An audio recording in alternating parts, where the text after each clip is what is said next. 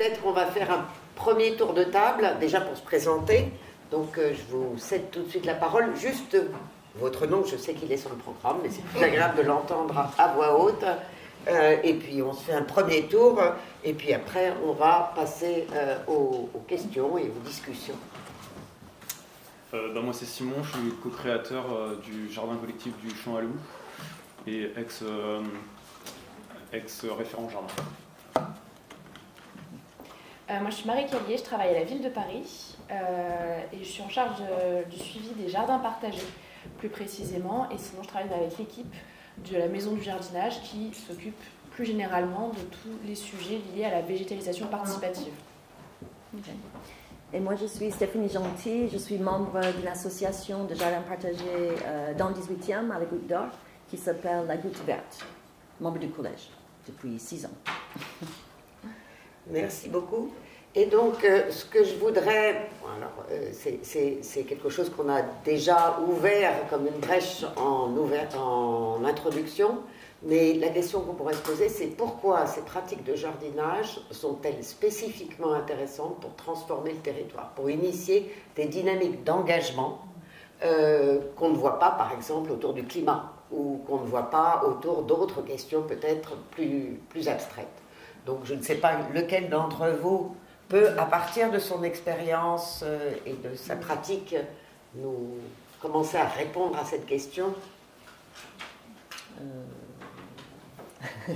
C'est pas simple. Ouais. Je ne sais pas exactement comment répondre à la question, mais disons que dans notre association, on a vu une évolution au fil du temps dans la pratique du jardinage. Parce que l'association La Goutte Verte a été fondée en 2007.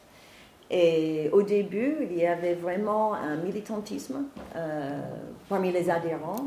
Et on était, comment dire, plus militants, et je dirais, on avait des jardins éphémères dans des dents creuses de la Goutte d'Or, qui duraient de 6 mois à 3-4 ans. Et petit à petit, au fil du temps, et là, à cette époque-là, en fait, il y avait tous les membres et puis beaucoup d'habitants jardinaient dans les différentes dents creuses. La belle époque, c'était un peu le jardin cavé, qui a duré 3-4 ans, je pense, peut-être même 5 ans. Voilà. Et c'était un grand terrain en attente de construction, très ensoleillé, et les gens avaient des parcelles individuelles. Mais on a vu au fil du temps que, notamment depuis qu'on est là, nous, depuis 6 ans, il y a eu de moins en moins d'adhérents, de personnes qui viennent jardiner.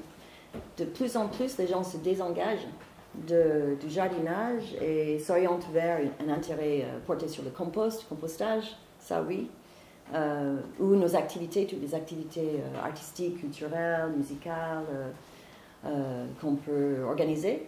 Mais moi je dirais que petit à petit, les gens se délaissent du jardinage.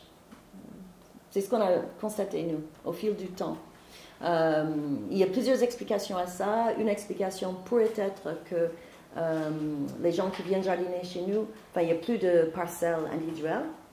Au début, pendant plusieurs années, les familles ou les individus pouvaient avoir des parcelles individuelles. Ce n'est plus le cas depuis qu'on s'est sédentarisé, depuis 2017, dans 2 jardins à la Goutte d'Or, à Barbès et à La Chapelle, qui sont 99 mètres carrés, je pense, pour l'un, 1500 pour l'autre. Donc il y en a un, c'est très grand. Mais on jardine vraiment collectivement. C'est un parti pris. On a décidé de jardiner collectivement. Et là, les gens ne viennent plus jardiner. Ça, c'est une explication peut-être, le manque de parcelles individuelles. L'autre, c'est juste que je pense que le quartier change. Le quartier évolue. Et les familles qui s'installent maintenant, qui adhèrent à l'association, sont de plus en plus individualistes, mais aussi sont débordés par leur travail et leur vie familiale. Ils n'ont pas le temps, je pense aussi, pour jardiner. Il y a plein de facteurs, je pense, qui rentrent en jeu pour ça. Et donc, en fait, nous, on continue à œuvrer avec nos missions premières, hein, c'est-à-dire végétaliser le quartier et créer du lien social. Là, on y croit et on œuvre dans ce sens-là, mais avec la ville, avec le maillage associatif qu'il y a à la Goutte d'Or, qui est très très dense. voilà, donc on persévère, on continue à travailler, on continue à essayer de sensibiliser les habitants et nos adhérents à la nature, à la biodiversité et surtout aux valeurs, je pense, de respect de la nature, respect de l'autre. Et un peu la notion du soin, prendre soin de l'autre, essayer de créer plus de solidarité. Il y a vraiment un travail, je pense, à travers nos activités très diverses, d'une transmission de valeurs pour créer la solidarité. On pourra répondre après à cette deuxième question, à quel point votre succès, même aussi limité que vous le situiez, a-t-il transformé la dynamique d'engagement plus généralement sur le territoire? Parce qu'il n'empêche que vous perdurez, quoi qu'il en soit, des pratiques de jardinage, ça peut être des pratiques de compostage maintenant, mais on posera la question, on va faire un premier tour. Donc comment estimez-vous que le jardinage soit-il une pratique particulièrement pertinente pour favoriser une dynamique d'engagement? Je vais y arriver. C'est clair que, pour rebondir sur ce que dit Stéphanie, le sujet du jardinage vient un petit peu en périphérie finalement de pas mal d'activités des jardins partagés. Alors moi je ne suis pas à la ville depuis si longtemps, donc je n'ai pas le suivi historique, mais ce qui est clair c'est qu'on est arrivé à mettre un cadre sur les jardins partagés sur une pratique qui existait déjà depuis longtemps. On est juste venu essentiellement vraiment cadrer parce qu'on était sur de l'espace public et on veut aussi s'assurer qu'on n'est pas en train de privatiser. Et clairement, la pratique de jardinage est devenue finalement quelque chose qui fait partie des activités qu'on peut faire dans un jardin partagé, mais qui n'est pas la première ou la principale, ce que vient chercher principalement les bénévoles des associations. Et en fait, ce qu'on constate, c'est que c'est quand même principalement du lien social, de l'animation du quartier qui vient marcher. Et je pense effectivement que le fait que nous, on a une position justement où on veut éviter que les associations viennent proposer des parcelles individuelles qui vont plutôt aller vers du jardinage ouvrier, ça refroidit pas mal d'habitants et d'habitantes qui en fait recherchent à produire leurs légumes et finalement c'est pas ce que nous on propose du jardinage. Et donc je sais qu'il y a eu une évolution par rapport au Covid, peut-être que Stéphanie vous l'avez constaté un petit peu, mais je sais que la pratique du jardinage a assez évolué à ce niveau-là où finalement c'est se retrouver entre personnes qui évoluent au sein d'un même territoire, au sein d'un même quartier, plutôt que finalement mettre concrètement les mains dans la terre. D'accord. Je vais vous céder la parole à votre tour pour vous répondre à cette question. Pour l'instant, on y répond d'une certaine manière négativement, en disant que ce n'est pas le jardinage qui permet de favoriser cette dynamique d'engagement. Mais comment vous voyez Je rejoins ce qui a été dit. C'est vrai que la passion du jardinage, c'est pas quelque chose de très commun, surtout en ville. Donc c'est surtout une démarche de lien social, effectivement, pour permettre dans les résidences aux gens de se rencontrer. Pour mon cas, effectivement, c'est un projet qui a maintenant 15 ans et qui est dans le cadre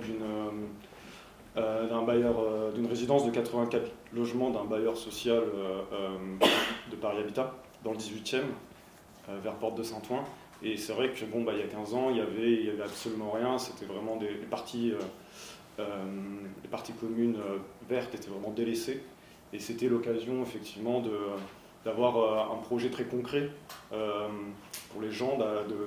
Dès qu'ils sortent de chez eux, ils retrouvent ce lien avec la nature, avec une idée d'embellissement.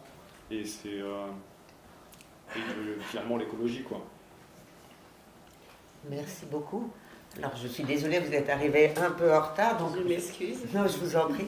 Et si vous pouviez vous présenter et essayer de répondre à ma question, même si je vais peut-être la répéter. La question, c'était de savoir comment les pratiques de jardinage pouvaient-elles favoriser des dynamiques d'engagement sur les territoires. Très bien.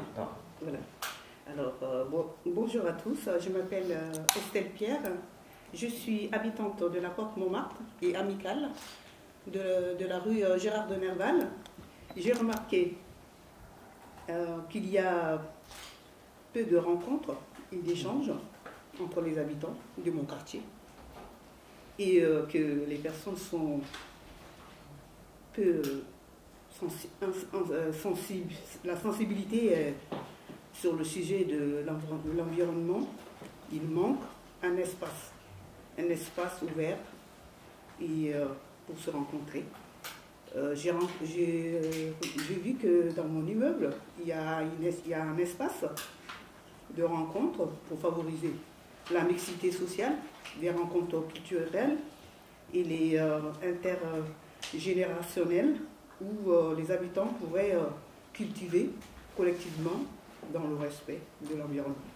Pour cela, je souhaiterais créer un jardin partagé.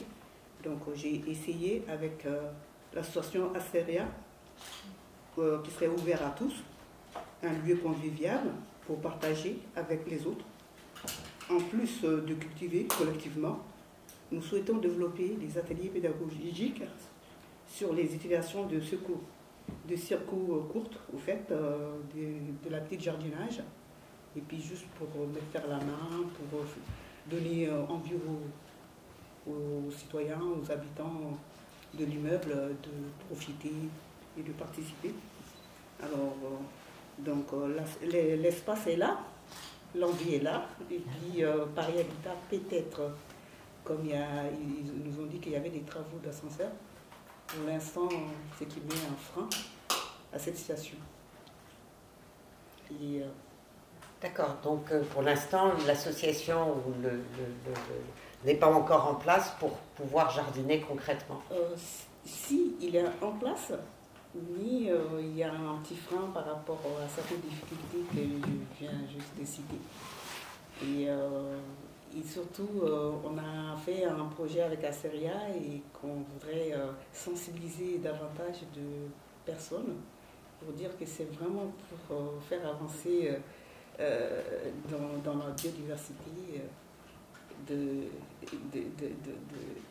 au pied de l'immeuble, en fait. Et surtout, c'est très difficile parce qu'il y a d'autant un problème avec la vente à la sauvette qui crée aussi des difficultés que ces gens, je pense qu'ils ont suivi, ils ont peur. Mais le côté jardin va mettre un petit plus, ce qui est mon avis, et peut-être pas l'avis de tout le monde. Et je souhaiterais vraiment plus développer ça avec tout le monde pour que ça puisse être un grand projet un jour dans le futur. C'est tout ce qu'on souhaite. Bon, j'espère. Et du coup, en fait, donc vous parlez d'une difficulté à ancrer les gens dans le jardinage dans le temps, et du fait du manque de parcelles individuelles notamment, mais aussi du fait du changement de population entre les premiers engagements et aujourd'hui. Comment on peut imaginer renouveler cette dynamique sur ces territoires, autour de quels enjeux, si ce n'est pas celui du jardinage, sachant que je pense quand même personnellement qu'une des choses qui fait l'attrait de ces espaces, c'est qu'ils sont extérieurs et que c'est du foncier à l'extérieur, alors que beaucoup, pour les amicales de locataires ou même dans d'autres espaces, c'est souvent des lieux de réunion à l'intérieur, ce qui n'a pas du tout ce qui ne provoque pas la même dynamique d'adhésion. Donc, comment vous voyez ces possibles évolutions? Je ne sais pas si... Oui, je peux. Moi, je dirais que c'est très, très, très compliqué. Après avoir 6 années d'expérience dans une asso comme ça, et nous jardinons dans nos jardins, donc à l'intérieur de terrains clos, on va dire, mais on jardine aussi dans la rue. Et ce qu'on a pu constater, c'est que, comment dire, il y a des différences culturelles, je dirais, des différences générationnelles, sans doute, d'éducation et autres, qui font que c'est très difficile de faire en sorte qu'il y ait cette mixité, justement, sociale. C'est très difficile. Nous, on a vraiment beaucoup de jeunes blancs un peu bobos qui sont membres de notre asso, à la Goutte d'Or. Et donc, on a un mal pas possible à créer vraiment une mixité où tout le monde peut jardiner ensemble. Enfin, on est très ouvert, nos jardins sont visités par des gens de tout horizon, mais ils ne vont pas franchir le pas d'adhérer ou de venir jardiner avec nous ou autre. On crée aussi beaucoup d'événements avec toutes sortes d'assos, là aussi de tout horizon, et on a de bons liens, de bons rapports. Mais je pense que les différences de culture, etc., font qu'on a un rapport avec l'espace public et un rapport à la nature et au jardinage qui sont très, très, très différents. Et c'est très, très complexe, je pense. Je n'ai pas du tout creusé la question, c'est juste un constat, mais avec un peu un désintérêt général pour le jardinage que je constate depuis 6 ans dans l'ASSO. Il y a aussi l'autre phénomène du rapport à la nature et à côté le rapport à l'espace public qu'a chacun. Voilà. Et ça, c'est très, très compliqué. Ouais. Est-ce que sur ce sujet précisément, c'est-à-dire celui de la mixité, à la fois de la fréquentation et de la pratique, du côté de la ville de Paris, il y a des réflexions, j'imagine, puisque vous avez des jardins partagés un peu partout. Partout, y compris dans des quartiers politiques de la ville, où effectivement on encourage les associations à travailler avec le tissu associatif local et avec les équipes de développement local qui sont quand même très présentes sur le terrain, qui connaissent les différents acteurs du territoire et les habitants et les habitantes. Donc c'est vrai que nous, finalement, on est peu sur le terrain et on les voit peu, mais ça fait partie des orientations qu'on encourage à prendre aux associations. Et puis, je sais pas ce que je veux dire. C'est sur l'évolution de la mixité, de la prise en charge par la ville de cette question de la mixité dans ces espaces. Probablement, mais en tout cas pas dans notre service spécifiquement. Après, ce qu'on sait aussi, c'est que la présence des associations sur leur territoire, le contact qu'elles peuvent avoir auprès des habitants et habitantes, c'est déjà ce qui fait le plus grand travail. On leur demande de faire 2 permanences par semaine, où on sait que 2 fois par semaine, ils seront sur leur jardin, pour les encourager justement à aller à la rencontre des différents habitants, y compris ceux qui n'osent pas forcément venir, qui n'osent pas forcément parler. Et c'est plutôt là-dessus qu'on va encourager à agir. Est-ce que vous avez, vous, de votre point de vue, comment cette question de la mixité, vous imaginez au travers de votre association pouvoir l'intégrer? Oui, en sensibilisant, en faisant beaucoup d'écoute et aussi essayer d'aller vers les autres, et de dire qu'il n'y a pas du tout de refrain, qu'il faut vraiment s'unir pour faire de belles choses. Et surtout, je pense que beaucoup de gens, peut-être c'est l'autre qu'on ne connaît pas, qu'on a un petit frein. Et une fois qu'on a dépassé cette barrière-là, je pense qu'on est tous pareils et puis on peut faire des belles choses. Et dans votre association aujourd'hui, dans cette amicale des locataires là, qui demande, vous êtes mixte déjà? Oui, on est mixte et on souhaiterait vraiment que toutes les autres personnes qui sont dans l'immeuble puissent vraiment adhérer et qu'on soit plus nombreux. Qu'on soit plus nombreux et surtout d'effacer le frein, de dire qu'on peut se rencontrer, échanger, jardiner ensemble et même des fois il y a des enfants dans l'immeuble qui pourront peut-être avec certaines problématiques d'extérieur qui peuvent venir dans le jardin, regarder et puis et même jouer un peu et d'être plus sensible à la nature et sans faire vraiment trop d'excès pour ceux qui ne sont pas pour cette initiative. Et une question un peu provocative, vous êtes beaucoup de femmes dans ces jardins? C'est sûr? Oui, c'est sûr. Oui, beaucoup de femmes, ça. oui. Parce que je pense qu'on est une mère avant tout, et puis on est sensible à la nature. On veut surtout initier nos enfants, on veut initier nos petits-enfants. On veut vraiment qu'ils prennent conscience qu'il y a un enjeu à sauver quelque chose, peut-être. Donc peut-être que c'est mon point de vue. Mais il y a quand même beaucoup de dégradation de beaucoup de choses. Et vous avez vu pas mal d'inondations, de problématiques, de beaucoup de choses qui se passent maintenant. Donc cette difficulté, je pense que si on fait du compostage, recyclage, compostage, et qu'on essaye de faire quelque chose, au lieu qu'on fabrique des matières premières, qu'on recycle et qu'on prend plutôt en faisant des petits, donner l'envie surtout à la génération de dire qu'il y a ce côté de jardinage où qu'il faudra peut-être vraiment les donner envie aux gens, qu'ils ont envie de travailler dans la nature, de planter, de protéger la nature et surtout de créer quelque chose de concret. Parce que c'est peut-être la difficulté, je pense que la jeune génération ne sait tous pas devenir jardinier ou faire... C'est pour ça que vous avez vu, il y a beaucoup de femmes qui sont un peu sensibles du côté jardin, puisqu'en plus il y a le côté plaisir. Quand on voit la nature qui est bien, moi ça me choque de voir mon quartier dégradé. Parce que j'aimerais bien vraiment que j'apporte une autre image de l'environnement.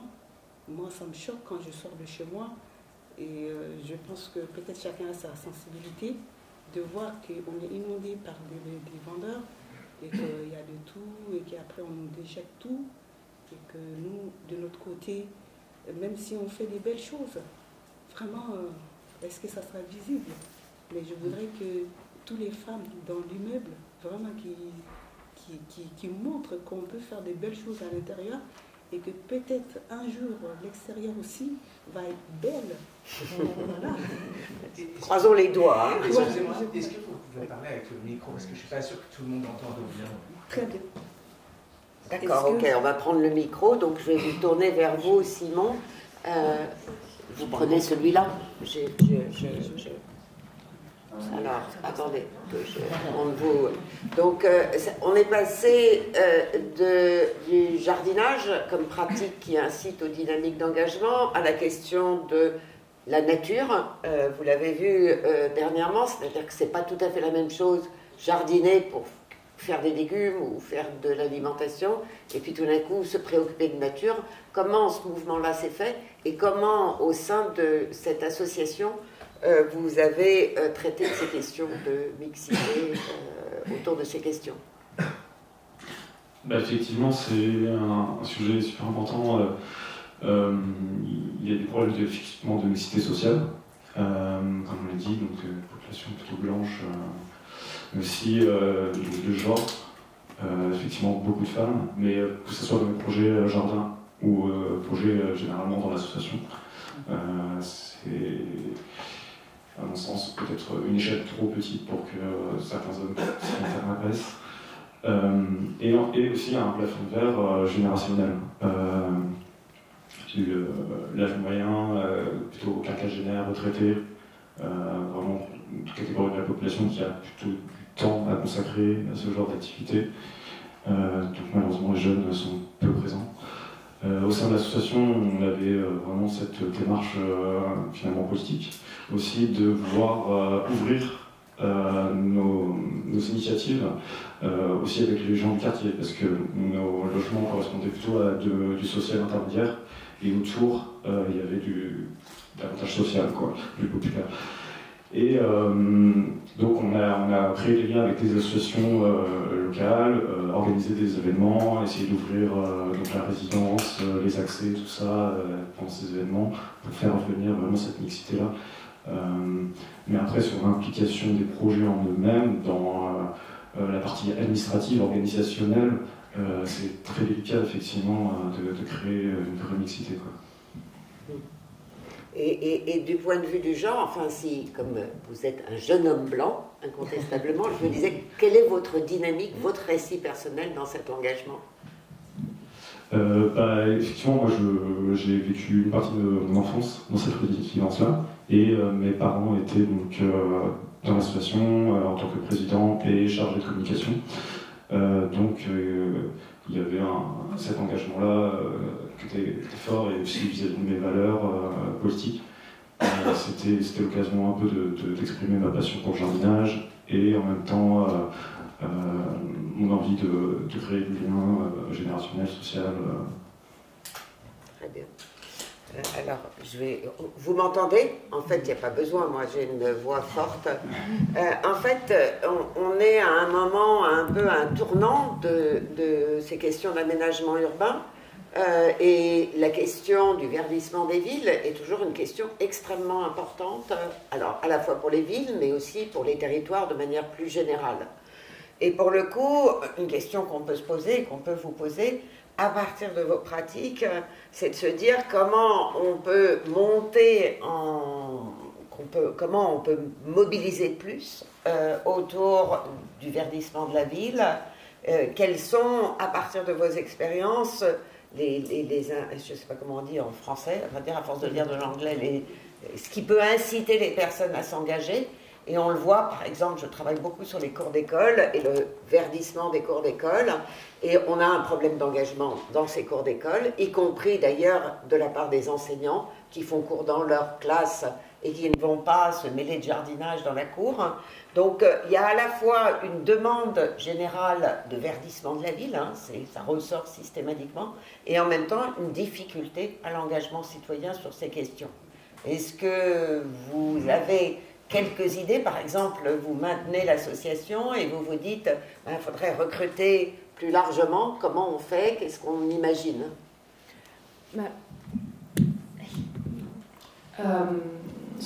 À la ville, pour le coup, c'est un vrai sujet qu'on a. Et je pense qu'une des choses qui mobilise beaucoup les habitants et les habitantes, c'est aussi leur pouvoir d'action sur leur territoire et leur terrain quotidien. Et je pense que c'est en partie ce qui explique le succès du permis de végétaliser, qui permet de vraiment végétaliser sa rue, son petit bout de trottoir en face de chez soi. Et on voit qu'on a énormément de Parisiennes et de Parisiens qui se sont emparés de ce sujet-là et qui ont souhaité pouvoir prendre vraiment en main ce sujet. Et c'est la même chose effectivement pour les écoles, où maintenant il y a de plus en plus d'écoles dans la rue, écoles dehors, avec aussi la volonté de pouvoir pérenniser aussi de l'espace sécurisé, piéton, végétalisé aux alentours des écoles, pour pouvoir permettre aussi aux élèves et à leurs enseignants et enseignantes de pouvoir sortir de l'enceinte vraiment enclose de l'école. Oui, mais du coup, comment favorise-t-on cette dynamique associative? Quels sont les moyens, par exemple, que se donne la ville pour répondre à ces enjeux qu'elle a identifiés visiblement? C'est-à-dire, il y a quand même un peu des freins à l'engagement. Alors quand vous parlez d'appropriation, c'est des choses qu'on a bien vues en recherche quand on travaille sur les mobilisations, c'est-à-dire que s'approprier un espace, c'est éventuellement, ça peut donner envie, disons, mais comme vous l'avez dit tout à l'heure, eh bien, à partir du moment où ce n'est pas des parcelles individuelles, à partir du moment il y a une déprise, même par rapport à cette appropriation, c'est-à-dire que pourtant, les personnes peuvent jardiner, et pourquoi ils ne le font plus? Enfin, comment vous répondez à cette difficulté qu'on voit partout? On travaille vraiment avec les associations pour faire de l'animation dans tout le tissu associatif de la végétalisation. Même sur les permis de végétaliser, maintenant, on essaye d'éviter les initiatives individuelles et on les encourage, on ne dit pas on les encourage, on leur demande à se former en collectif pour justement qu'il y ait une inertie collective et qui n'est pas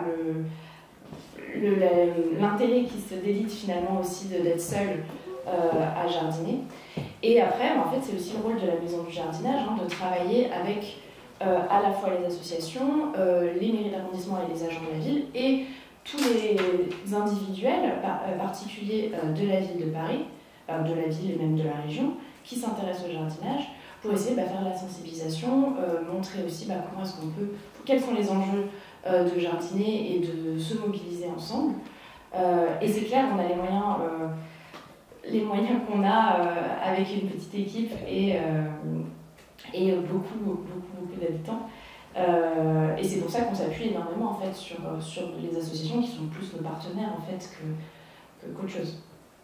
Alors je vais un peu faire la bouche du coche parce que nous on fait en écologie des inventaires de ce qui est planté et on voit bien, et j'ai eu des thèses aussi que j'ai encadrées sur ces permis de végétaliser, donc je vois un peu, et on voit bien qu'il y a une difficulté de la part de la ville et aussi des associations. Enfin, il y a l'idée de on ne plante pas n'importe quoi. Et pour le coup, je voudrais vous entendre réagir par rapport à ça. Est-ce que vous avez, en fait, est-ce que c'est un espace qu'on offre où on peut planter n'importe quoi, sachant que n'importe quoi, ça peut être des espèces qui viennent de différents endroits et qui répondent à différents besoins, ou est-ce qu'il y a des chartes? Est-ce que ça, le fait de ne pas pouvoir planter n'importe quoi, peut être vu comme un frein à cette dynamique d'engagement? Personnellement, je dirais que c'est pas ça le frein du tout. Rapidement, on ne doit pas planter des plantes vraiment toxiques, enfin, à portée de main, des enfants, ce genre de choses, des plantes dangereuses, c'est surtout ça, ou qui n'ont rien à voir avec notre climat actuel, enfin, local, ça c'est sûr. Mais les freins à l'engagement, moi je les chercherais vraiment ailleurs, et je pense que c'est plus un problème macro de société. Au niveau du travail, en fait, de l'organisation du travail et les exigences du monde professionnel qui font que, moi je suis à la retraite, donc ça va, mais j'étais universitaire avant et je sais très bien, un peu n'importe qui bosse dans, peu importe le secteur, je pense, le travail est très prenant, la vie familiale est prenante, et après on est à Paris quand même. Et à Paris, on est très sollicité par énormément de... L'offre est énorme, de culturel et autres. Et donc, ça c'est un côté. L'autre côté, c'est aussi qu'on n'est plus dans les années 60 ou 70. La société occidentale est devenue très individualiste et très nucléaire, famille nucléaire. Et on n'a plus vraiment cette fibre... Je parle de façon vraiment très générale, mais d'observation. Ces dernières années, on n'a plus cette fibre d'engagement citoyen ou politique. Moins, je pense qu'avant. Ouais. Qu'est-ce que vous en pensez? Je pense que ce qu'elle vient de dire, Stéphanie, j'allais dire à peu près la même chose par rapport à cette difficulté. Et j'espère que la génération qui va vraiment se lever pour mettre vraiment la main dans la pâte, comme on dit, et surtout d'avoir l'amour du jardinage et de ne pas faire n'importe quoi, ni cultiver n'importe quoi. Et une fois qu'on a l'amour, on peut faire toutes sortes de choses pour donner envie aux autres, mais pas mettre des plantes illicites ou créer quelque chose qui est interdit, bien évidemment. Et les gens prennent conscience de ça, et je pense que c'est plus pour vraiment faire plaisir, pour se faire plaisir et donner l'envie aux alentours, à tout l'immeuble au fait. Et c'est ça le plus difficile, c'est ça. Et une fois que les gens sont motivés et puis qu'ils descendent, et là on peut vraiment leur... une fois qu'on plante quelque chose, et qu'on voit que ça, c'est beau quand ça pousse et que ça va donner quelque chose de joli, vraiment. Et ça, c'est vraiment pour une fierté, c'est comme une fierté de dire que c'est moi qui l'ai planté. Je dis même à un enfant, quand les enfants viennent des fois pour faire des journées de pédagogie ou donner des classes de découverte de nature, et qu'ils voient que c'est eux-mêmes qui ont planté quelque chose. Bon, même si c'est des fois des plantes qui ne servent pas à grand-chose, ou même quelque chose qui n'est pas comestible, mais que c'est eux qui l'ont planté, et ils vous en vraiment ils prennent soin. C'est-à-dire qu'ils les arrosent, et c'est très important. Je suis totalement d'accord, mais je vais juste me tourner vers vous. Alors, comment vous voyez cette question du choix des plantes, qui est un vrai problème, en fait.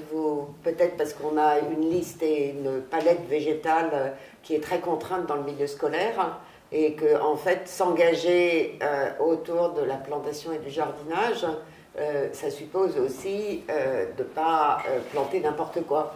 Et n'importe quoi, c'est pas seulement de la marijuana ou je ne sais pas quoi, c'est aussi n'importe quoi, par exemple sur le permis de végétaliser, puisque j'ai eu des terrains là-dessus, on voit que, par exemple, des personnes qui sont issues de cultures différentes, qui veulent planter des herbes alimentaires qui viennent de partout, en fait, parce qu'elles ont l'habitude de telles herbes alimentaires.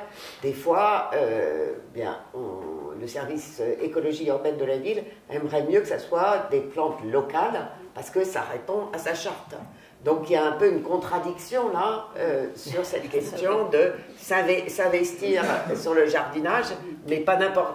Voilà, de contrôle, de vouloir à la fois, je dirais, permettre, autoriser, faciliter, et en même temps de contraindre et de réglementer peut-être.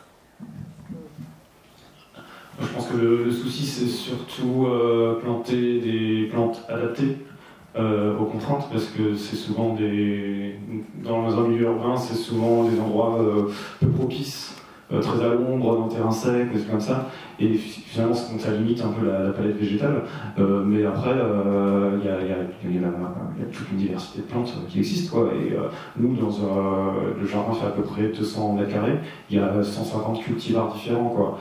Après effectivement on évite de mettre des plantes trop dangereuses avec des épines ou des trucs comme ça, mais malheureusement la moitié des plantes sont toxiques, donc parce que les plantes se défendent dans l'ordre des choses, enfin voilà quoi. Donc, après bon, c'est qu'on a moins de contraintes que dans le milieu scolaire, mais voilà, on fait en sorte qu'il y ait une bonne biodiversité quand même, quoi. Après, effectivement, sur la question de l'engagement,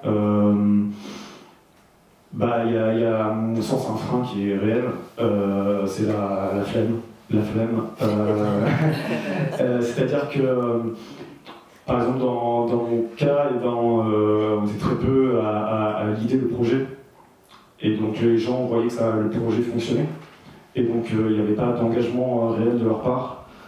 Si ce n'est pour faire des choses très superficielles, couper 2-3 brins d'herbe ou un truc comme ça, pourquoi pas, hein, mais du coup ça crée une dépendance en fait à ces gens qui sont très engagés, et forcément quand ils partent, ça crée une crise. Et c'est ce qui s'est passé dans mon association et aussi donc, dans le collectif du jardinage, c'est qu'il y avait des personnes qui étaient très impliquées dans le processus de gestion administrative, tout ça. Et forcément, quand ils sont partis, ça a créé une frustration et une crise, et du coup, tous les projets de l'association se sont cassés la gueule. Moi, j'ai été expulsé du jardin, de la référent, de mon poste de référent au jardinage, et du coup, c'est pour moi effectivement assez dur, parce que ça a été très brutal, et il n'y a pas eu de forme de procès réel pour savoir qu'est-ce qui n'a pas fonctionné ou quoi que ce soit, mais voilà, pour moi c'est des freins qui sont hyper importants, et essayer de... Enfin, j'ai pas les solutions en main pour que ça aille mieux, mais effectivement voilà, il faut cette fibre-là, cette fibre un peu politique, cette fibre d'engagement et cette motivation en fait, qui est hyper importante, parce qu'un jardin c'est pas une fois tous les 3 mois, quoi, c'est tous les jours. Bien sûr, allez-y, je vous en prie. Je pense que Simon a dit 3 choses qui sont très importantes. Déjà, il a parlé de biodiversité, on parlait de palette végétale, et c'est vrai que on contraint, c'est très clair, les palettes, alors en particulier pour les permis végétalisés plus que pour les jardins partagés, parce qu'on est vraiment dans la voirie, et donc il y a effectivement une forme, pas tant de contrôle, mais moins d'orientation et de guide, et c'est très clair qu'on essaye d'éviter au maximum, notamment les espèces invasives dont les gens n'ont pas forcément conscience et qui peuvent avoir des conséquences quand même assez dramatiques sur la biodiversité urbaine, qui n'est déjà pas la plus folle. Donc voilà, essayer aussi de pouvoir entretenir et conserver une trame verte qui soit riche, c'est important pour nous. Et alors, le sujet des permis végétalisés n'est pas mon cœur, moi, de profession, donc c'est ce que j'entends dans le bureau, mais j'ai peu entendu de plaintes de la part d'usagers sur ce sujet-là, parce que par contre, la contrainte principale, moi, que j'entends de la part des détenteurs, mais aussi des jardins partagés, c'est le sujet des incivilités. Et le lien avec les habitants et les habitantes sur comment est-ce que, en fait, le travail pour lequel on donne de l'énergie et on donne de soi pour faire du jardinage, n'est parfois pas respecté par les habitants et les habitantes. Et c'est ça aussi qui vient beaucoup décourager les jardiniers et jardinières sur leurs pratiques dans les jardins et dans leurs jardinières, etc. Et je pense que c'est un gros sujet. Et en plus de ça, effectivement, une structure associative, et tu l'as dit, c'est compliqué. La démocratie associative, c'est un sujet qui n'est pas maîtrisé par beaucoup, et les assos de jardinage, c'est des gens comme vous et moi qui ne sont pas habitués à former une association, le système associatif de gouvernance n'est pas quelque chose d'évident. Et en fait, des assos qui sont très structurées et grandes, en fait, on en a très peu. Dans le jardinage participatif, c'est des tout petits collectifs d'habitants, et finalement, ça fait aussi que on ne sait pas gérer parfois humainement les gens. Et là, il faut qu'on travaille avec les maisons de la vie associative et citoyenne, parce que moi, je ne suis pas du tout équipée pour pouvoir accompagner là-dessus, et donc c'est des vrais sujets aussi. Oui, tout à fait. Avec mes collègues ici présents, Léa Guillen et Romain Gallard, on avait travaillé sur les dynamiques d'accompagnement, et le fait est que les associations, elles ne sont pas toujours organisées pour accueillir des bénévoles, pour pouvoir les accompagner dans leur engagement et faire en sorte que soient respectées un certain nombre de règles de la vie collective, parce que l'essentiel des associations, c'est déjà des bénévoles qui ont peu de temps à y consacrer. Exactement. Donc l'accueil d'autres bénévoles peut poser tout à fait problème. On va peut-être prendre, s'il y a des premières questions, et puis on pourra revenir peut-être, ou des interventions, ou des désirs brûlants de parler, en espérant qu'ils soient brûlants. Il y a un micro là. Voilà, il y a un micro, et je vois madame qui lève la main.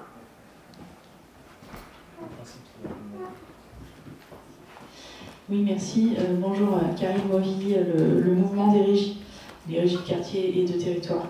Je m'occupe de transition écologique dans le réseau. Moi, j'ai une question pour vous autour de cette notion de mixité et de collectif.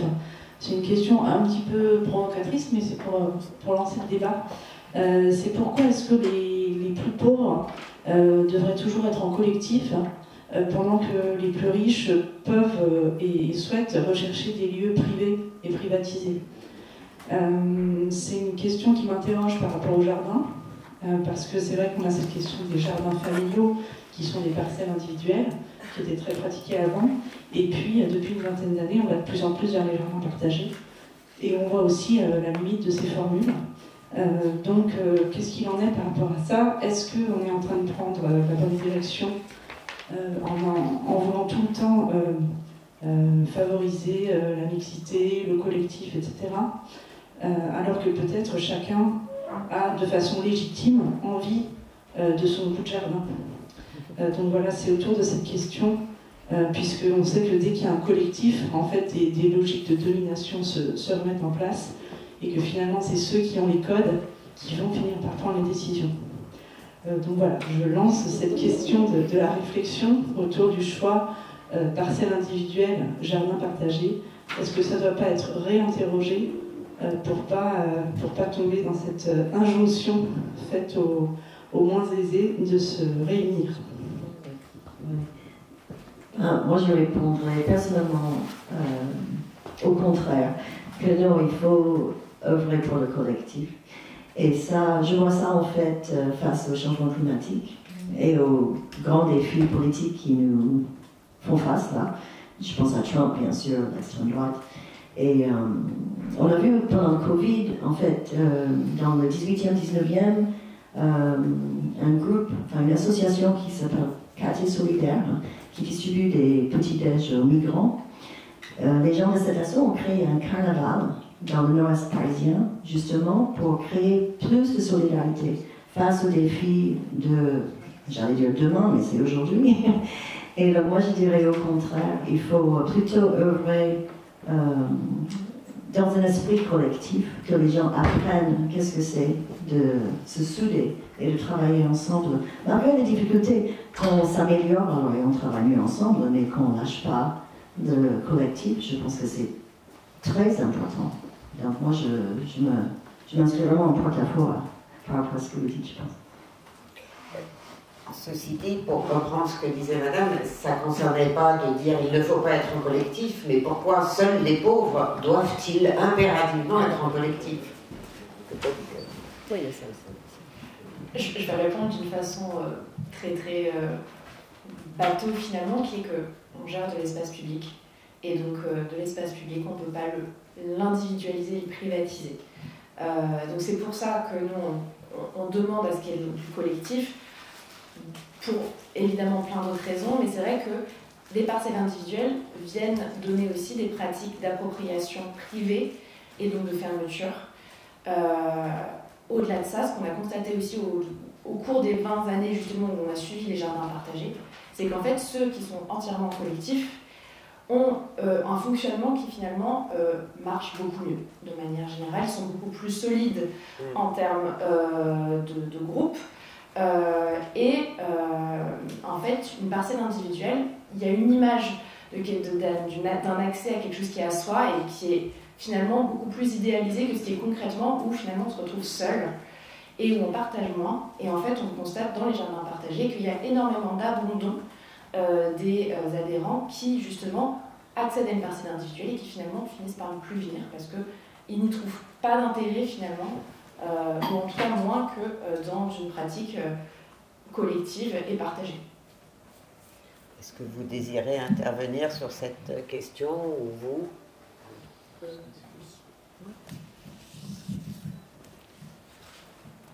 Et je voudrais dire à notre, comment dire,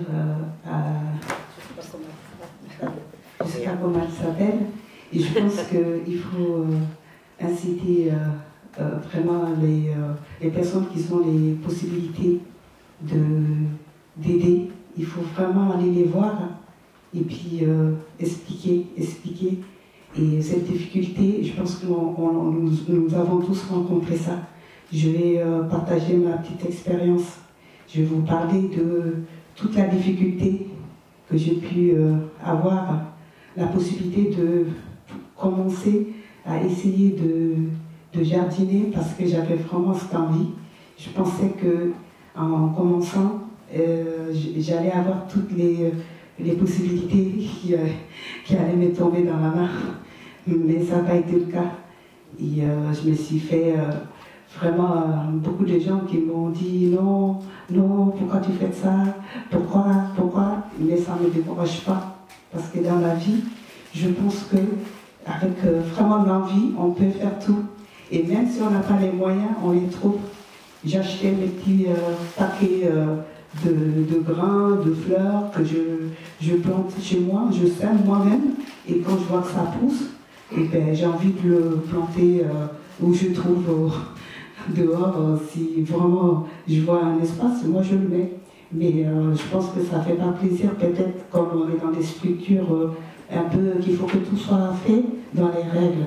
Et je pense que cette règle-là, et c'est ça qui amène la difficulté de pouvoir faire les choses comme on veut.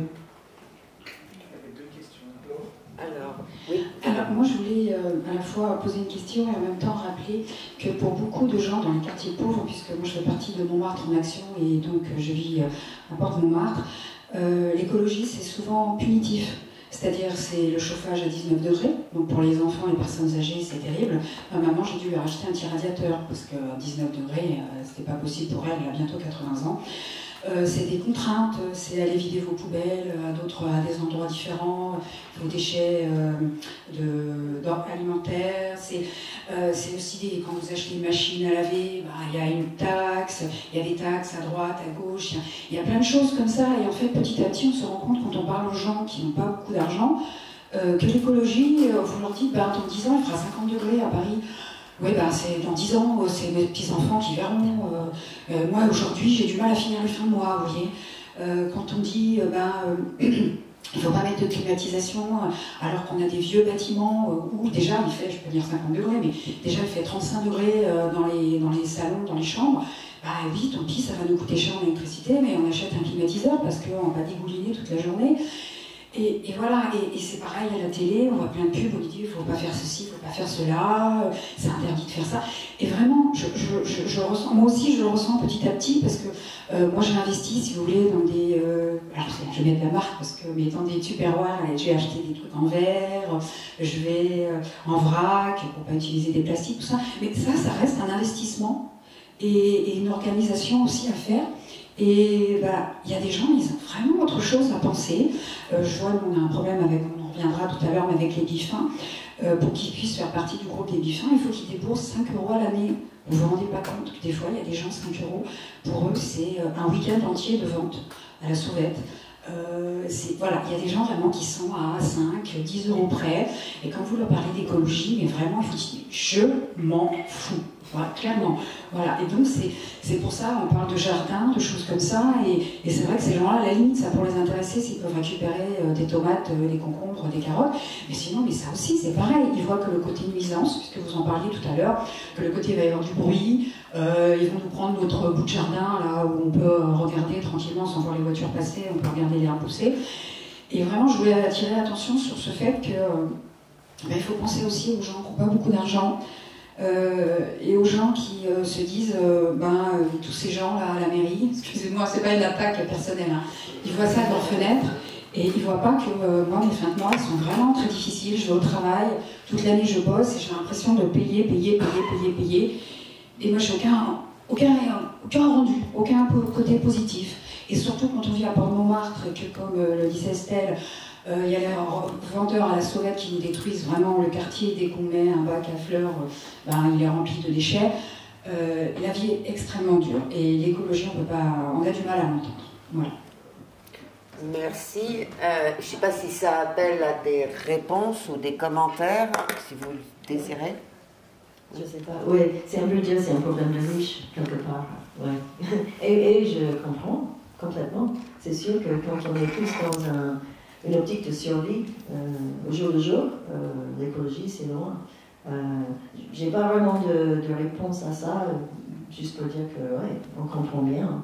Il y a peut-être des petits gestes qu'on peut tous faire qui coûtent pas d'argent, mais ouais, non, je comprends. Je vais quand même intervenir, reprendre l'exemple du quartier d'Ardennes, donc en Hollande.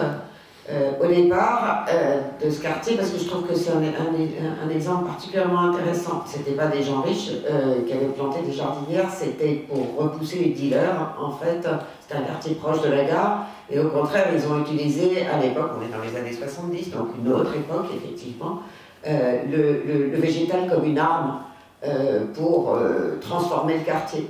Mais ce qui se passe aujourd'hui, les associations qui interviennent au nom de l'écologie, mais pas au sens de la nature, hein, en recyclage, en faisant pousser par exemple des champignons dans les caves sur du marc de café suspendu, etc., c'est aussi une économie. Et c'est une économie qui peut à la fois s'avérer solidaire et aider un certain nombre de personnes qui sont à la recherche de création de nouvelles ressources. Donc l'écologie perçue uniquement comme punitive, c'est vraiment une toute petite partie de ce que les écologistes appellent l'écologie. Je crois que peut-être vous avez un micro à côté de vous. Je rejoins ce qui a été dit, effectivement. Par exemple, là, à l'entrée de la résidence, il y avait un dépôt d'ordures sauvages, vraiment une déchetterie à ciel ouvert. Et on a utilisé effectivement nos moyens pour créer une énorme jardinière, pour bloquer cet endroit et qu'il n'y ait pas de déchetterie. Ce qui fait que pour l'image des gens du quartier, ça a été hyper important parce que ça a permis de dire quand même je ne vis pas dans une déchetterie, quoi. Et c'est hyper fort. Après effectivement ça limite, hein, bien sûr, ça a été évoqué, mais je pense que la nature, l'écologie peut apporter aussi des solutions pour le bien vivre, en fait. Il y avait une autre question. J'ai une question pour Stéphanie. Donc moi, la Goutte, c'est un quartier que je connais bien, malgré que j'habite à la Porte Montmartre. Je vois ce que vous faites à la Goutte Verte. En fait, moi, j'ai une question. Vous parlez que la mixité sociale n'entre pas trop dans votre collectif, mais est-ce que vous avez pris l'initiative d'aller vers cette mixité sociale ? Oui, tout à fait. Pas assez, certainement pas assez. Mais notre jardin Bachou, par exemple, c'est juste en face d'un énorme îlot de logements par habitat. Et c'est côté Goutte d'Or Sud, c'est rue de Jussin, c'est près de rue de la Charbonnière, rue de la Goutte d'Or. Et en fait, on a fait un peu de porte-à-porte pour essayer d'inviter les gens à venir chez nous avec un calendrier d'activités estivales pour les enfants, pour les seniors, etc. On a eu, enfin, quand j'ai fait porte-à-porte, j'ai eu la plupart des portes restent fermées, personne n'ouvre. Il y a des gens qui ouvrent, mais qui disent que le square Bachung, c'est plein de SDF et de mineurs non accompagnés, c'est dangereux. Donc non, on n'y va plus. Il y a une très mauvaise image qui date un peu maintenant sur le square Bachung, et donc beaucoup d'habitants de cette partie de la Goutte d'Or n'y vont plus.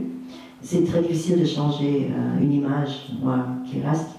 Et sinon, d'autres personnes ne parlaient pas français, donc je ne pouvais pas discuter avec eux. Et dans tout le lot, sur tous les étages, j'ai eu une femme serbe qui est venue au jardin. Et elle est venue une fois, mais elle n'est pas restée jardiner ni rien. Elle était contente de voir le jardin, mais elle disait qu'elle jardinait avec ses petits-enfants en banlieue, donc elle n'allait pas revenir. J'ai fait une deuxième porte-à-porte avec Hélène Tavera de 4C, c'est un restaurant associatif dans le quartier. Là, c'était beaucoup plus positif. C'était dans un peu d'autres immeubles, mais même ensemble. Et là, beaucoup plus de gens ont ouvert les portes et en fait, ils nous connaissaient. C'était 1 an ou 2 ans plus tard. Donc les gens nous connaissaient, l'image avait un petit peu changé, mais c'était parce qu'il y avait un lien personnel avec les gens. Ils étaient déjà venus au jardin où on avait fait des ateliers ensemble. Donc ils nous connaissaient. C'est vraiment ça, il faut passer par un lien personnel, créer un lien personnel avec les gens. C'est que comme ça que, voilà. Et sinon, Virginie Millot et ses étudiants qui sont en M1 anthropologie ici, en fait on travaille avec Virginie depuis plusieurs années. Les étudiants de M1 viennent faire un stage de terrain à la Goutte d'Or chaque mois d'octobre en anthropologie de terrain et travaillent autour des questions des jardins partagés. Et cette année, ce qui était très intéressant, c'est que Virginie et un collègue ont fait du micro-trottoir, en quelque sorte, pour parler beaucoup avec les gens de justement cet îlot de 200 logements par habitat, pour parler de leur pourquoi ils ne viennent pas au Square Bachung, quelle est leur image du quartier. Et c'était vraiment très très négatif. Là aussi, c'est générationnel, mais les anciennes générations disaient que la Goutte d'Or, non, c'est dangereux, ou on ne se sent pas en sécurité, ou je sais pas, c'est moche, on va ailleurs pour nos loisirs. Et l'expression que j'ai retenue dans le rapport cette année, c'était on tourne le dos au quartier. Ouais, c'est très très fort. Pourtant, ça a beaucoup changé. Enfin, moi, je la reprends souvent, et surtout la rue Charbonnière qui est en train de se végétaliser, il y a quand même une véritable évolution. Oui. Alors après, quel est le rapport des citoyens, des habitants, par rapport à ces changements qui sont impulsés par la ville? Justement, c'est une végétalisation un peu passive du quartier de la Goutte d'Or, avec des arbres, des jardinières, etc. Et je ne sais pas, je pense que de façon générale, les habitants sont contents de voir cette végétalisation municipale, je pense, parce que ça embellit le quartier quand même beaucoup. Ce qui est ressorti du conseil du quartier plutôt lundi soir, c'était les problèmes de stationnement que ça provoque. Les commerçants ne sont pas contents parce qu'on ne peut plus se stationner, etc.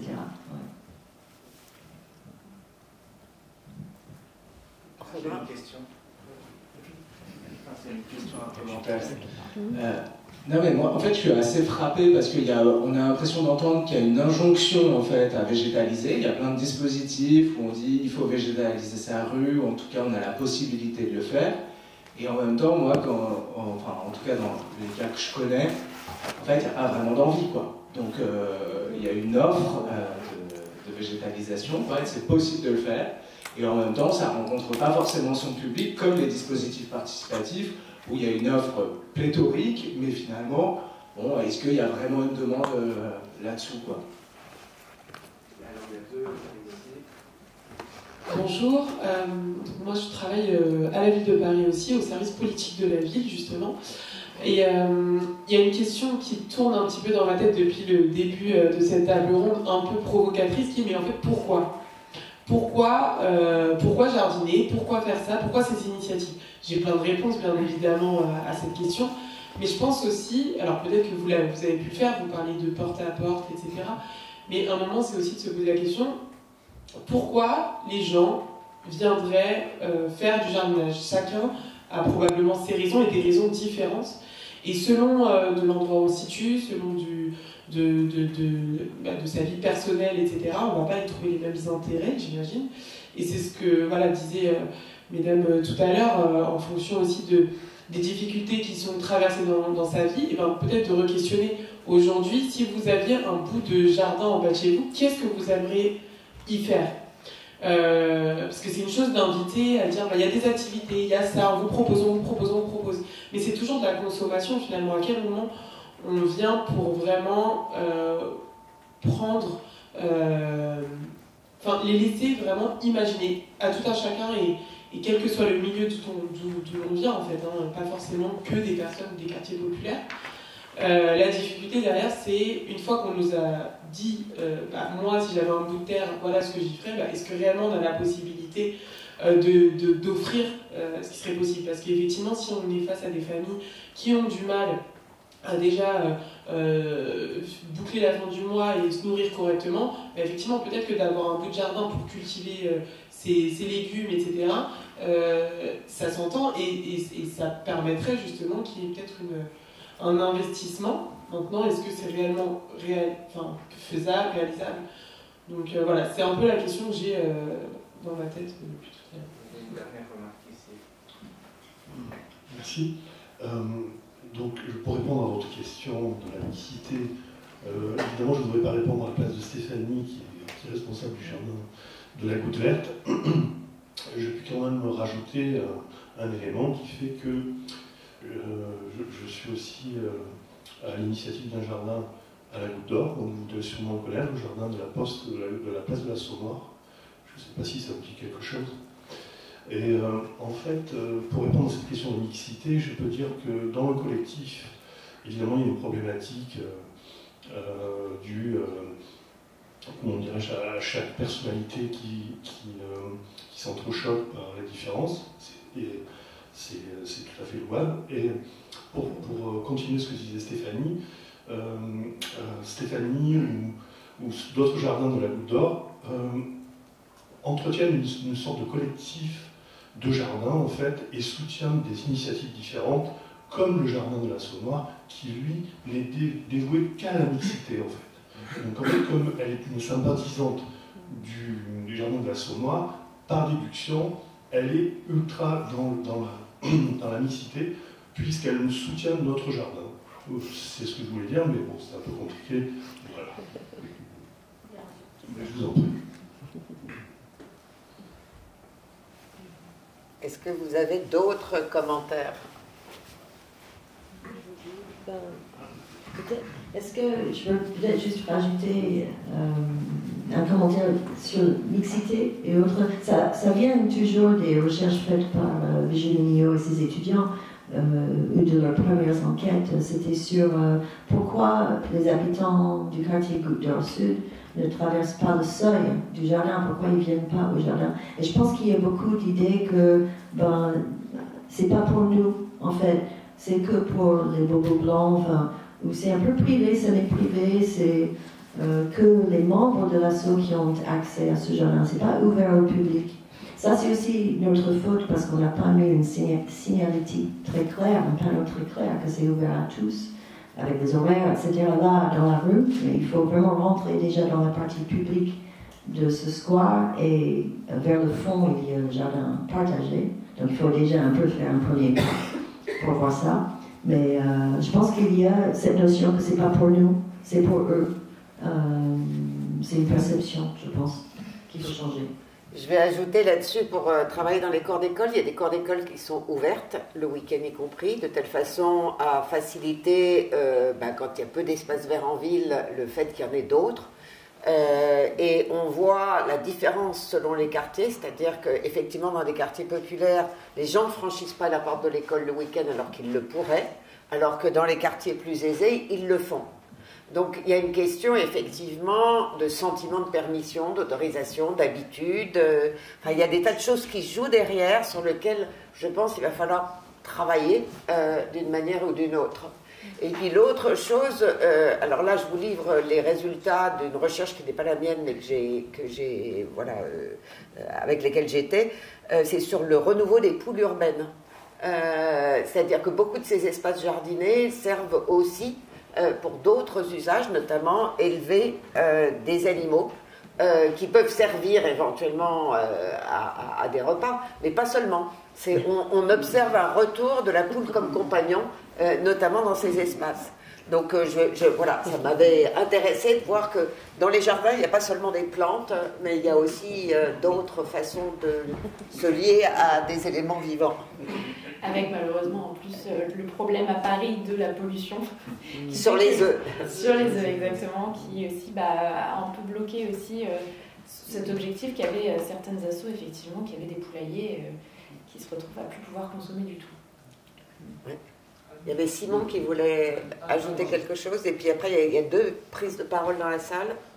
Je rebondis sur la pollution, effectivement, ça fait partie d'une des contraintes. Ça veut dire que dans un jardin urbain, notamment à Paris, les sols sont extrêmement pollués, donc ça demande effectivement des infrastructures onéreuses pour mettre en place des solutions, des plantes comestibles. Donc il y a ça, il y a aussi les contraintes d'ensoleillement, il faut quand même pas mal de soleil pour les légumes, et d'entretien de ces plantes-là. Donc ça demande beaucoup de travail et tout. Alors déjà, quand c'est compliqué d'arroser des marguerites, bon, on va pas essayer des laitues, quoi. Et c'est pour ça que d'ailleurs, dans le jardin, j'avais mis en place un arrosage automatique intégral de tout le jardin. Parce qu'effectivement, on se retrouvait aussi à cette problématique de personne n'a le temps pour arroser, et surtout en été où tout le monde est en vacances, etc. Donc c'est des problématiques très concrètes en ville que malheureusement qui viennent se buter à des envies comme avoir un jardin comestible. Il y avait madame. Oui, je m'appelle Anne, je suis responsable d'un jardin solidaire, partagé, collectif, dans les Gouttes d'Or toujours, avec mes collègues. Et je voulais juste préciser par rapport à la mixité, là, nous on travaille là-dessus, c'est notre priorité, que l'écologie soit populaire, qu'elle soit accessible à tout le monde. Et en fait, nous on travaille depuis 15 ans maintenant dans ce jardin, à l'intérieur d'une résidence Paris Habitat, et qu'on va chercher des gens et que c'est un travail à plein temps. Moi, je suis salariée de l'association pour travailler dans ce jardin, et c'est mon métier, en fait, d'aller voir les gens et de les faire venir au jardin. C'est un jardin c'était un ancien parking qui a été transformé en jardin. Maintenant, c'est un oasis de nature et de biodiversité. Il est très, très joli. Et à partir de cet outil de jardin, on arrive à travailler sur plein de thématiques qui intéressent les gens dans leur vie quotidienne. Donc c'est vraiment l'écologie ordinaire qu'on arrive à faire à partir de là. Mais j'ai d'autres collègues qui travaillent aussi sur du théâtre aussi, avec l'outil théâtre, pour faire de la médiation sociale en fait, avec les habitants. Et ça fonctionne. On organise beaucoup d'animations, on boit beaucoup de thé, on mange beaucoup de petits gâteaux. Mais effectivement, on arrive à faire participer des habitants, avec des enfants de tous les âges, et puis notamment des personnes sans emploi aussi, donc qui ont plus de temps aussi, qui ont plus besoin aussi, enfin qui ressentent plus le besoin et le bien-être que la nature peut apporter. Mais je voulais dire que ça fonctionne. Nous, on a mis plus de 10 ans à le faire, 15 ans. Il faut du long terme, il faut des gens qui connaissent le terrain, et nous, on était tous des habitants de quartier à la base.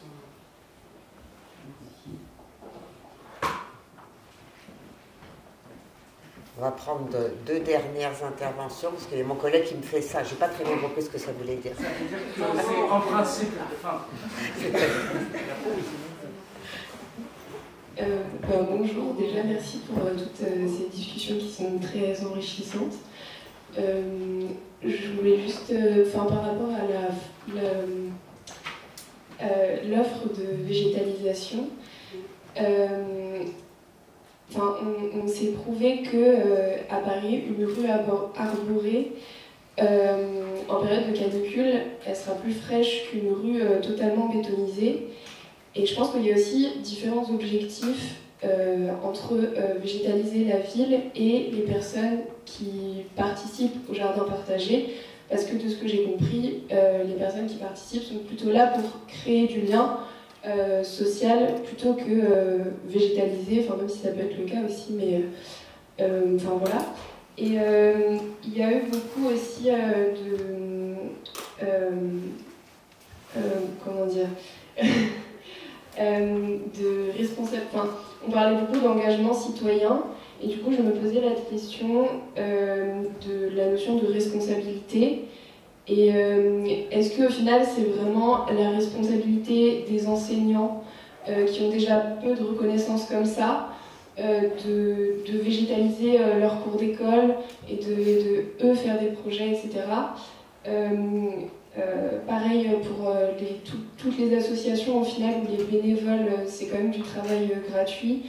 Et même s'ils le font pour eux, et Salomé Saki parle de cultiver la joie, et je pense que les jardins partagés c'est un bel endroit pour le faire, mais du coup ça met encore une fois la responsabilité sur les associations, sur les enseignants, etc.